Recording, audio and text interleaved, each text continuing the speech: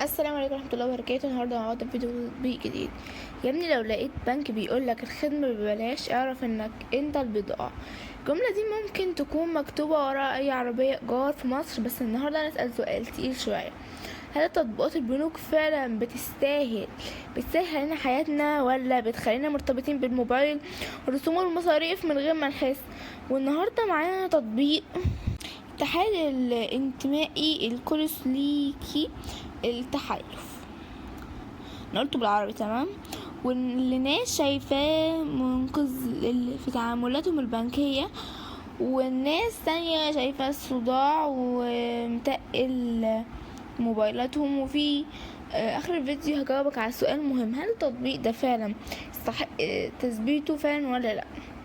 بص يا سيدي، مفيش شك ان تطبيقات البنوك عموما بقت جزء من حياتنا.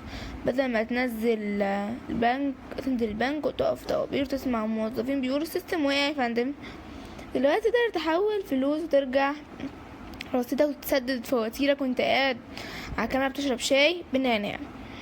وده اصلا الهدف من التطبيق. تطبيق تابع للاتحاد الانتمائي الامريكي، موجود بشكل اساسي وفي ولا ايميشين بالامريكي،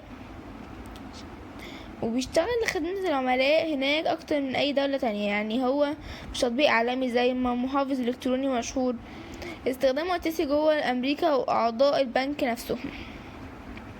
التطبيق بيديك شوية مميزات بصراحة محترمة، تقدر تشوف رصيدك وتحول فلوس بين الحسابات، تسدد القروض وتتابع عمليات البنكية، وكمان تستخدم خدمة دفع الفواتير، وفيها خاصية الإيداع بالموبايل، يعني تصور الشيك بالكاميرا ويتحول لحسابك. ودي ناس كتير شايفاها مريحة جدا، خصوصا اللي مشغولين.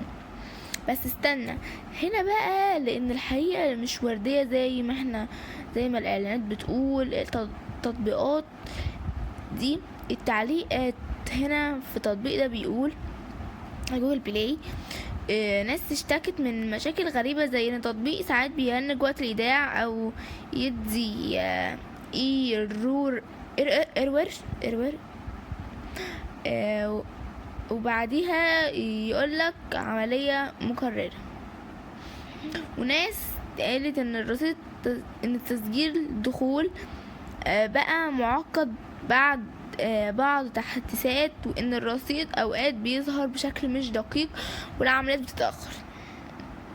في نقطة مهمة جدا، ان التطبيق نفسه مجاني، بس مجاني في عالم البنوك ساعات بيكون اغلى من المدفوع، لان ان البنك بيكسب من الرسوم والخدمات الجانبية. يعني مثلا في رسوم على حساب ATM خارج الشبكة، ورسوم تحويلات، ورسوم على حسابات غير نشطة، ورسوم على NCF، ولو مفيش رصيد كافي. بعض الرسوم وصلت $33 على بعض الخدمات. ايه بقى الكلام ده؟ يعني التطبيق مش بياخد منك فلوس وقت التحميل، لكن بيخليك تستخدم خدمات بنكية اللي وراه تطبيق وبنك. هنا هو اللي بيكسب من العمليات والرسوم والاشتراكات والخدمات البنكية والقروض الانتمائية. ودي طريقة خفية قانونية اللي اي بنك رقمي تقريبا بيشتغل بيها. وبرضو لازم نبقى منصفين، في ناس كتير جدا مبسوطة من التطبيق، خصوصا في سهولة المتابعة الحسابات وسرعة التحويلات، وبعضهم مدح خدمة العملاء وتقييم عام على متجر على فعلا حوالي التفاعل والنجوم بتاعة التطبيق 4.8% من 5. لكن زي ما انت عارف، التقييم لوحده عمره ما بيحكي الصورة كاملة. ولو هنستخدم تطبيق ففي شوية نصائح مهمة. اول حاجة، ما تحفظش الباسورد في اي مكان مكشوف. فعل تحقيق بخطوتين، راجع الرسوم قبل اي تحويل، وما تعتبرش ان الرصيد اللي ظاهر قدامك دايما نهائي، خصوصا لو في عمليات معلقة. والاهم ما تضغطش على اي لينكات توصل باسم البنك، لان التطبيقات البنوك دايما هدف للمحتالين. وفي ناس ممكن تفضل بدايل تانية حسب احتياجاتها، زي التطبيقات البنكية أكبر، أو المحفظة الإلكترونية أسهل في التحويل يومي، لأن التطبيق الإلكتروني النهاردة مناسب أكتر لعملاء البنك نفسهم، مش لأي حد عايز محفظة عالمية.